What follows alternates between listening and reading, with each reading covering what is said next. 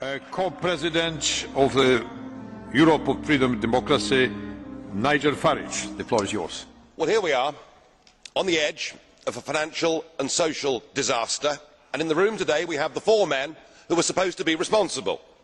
And yet we've listened to the dullest, most technocratic speeches I've ever heard. You are all in denial. By any objective measure, the euro is a failure. And who is actually responsible? Who's in charge out of you lot? Well, of course, the answer is none of you, because none of you have been elected, none of you actually have any democratic legitimacy for the roles that you currently hold within this crisis. And into this vacuum, albeit reluctantly, has stepped Angela Merkel. And we are now living in a German-dominated Europe.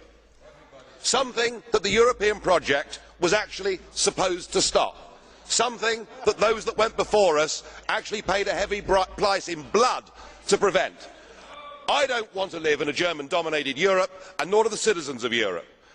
But you guys have played a role, because when Mr Papandreou got up and used the word referendum, or Mr Ren, you described it as a breach of confidence, and your friends here got together like a pack of hyenas, rounded on Papandreou, had him removed and replaced by a puppet government. What an absolutely disgusting spectacle that was. And not satisfied with that, you decided that Berlusconi had to go.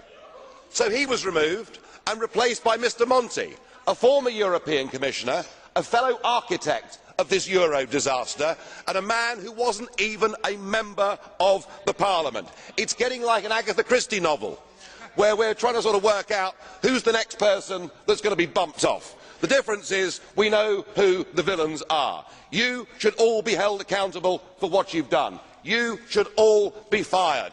And I have to say, Mr Van Rompuy, 18 months ago when we first met, I was wrong about you.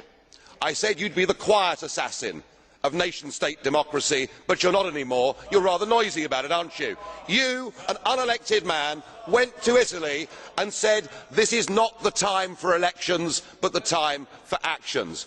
What in God's name gives you the right to say that to the Italian people? Thank you. Then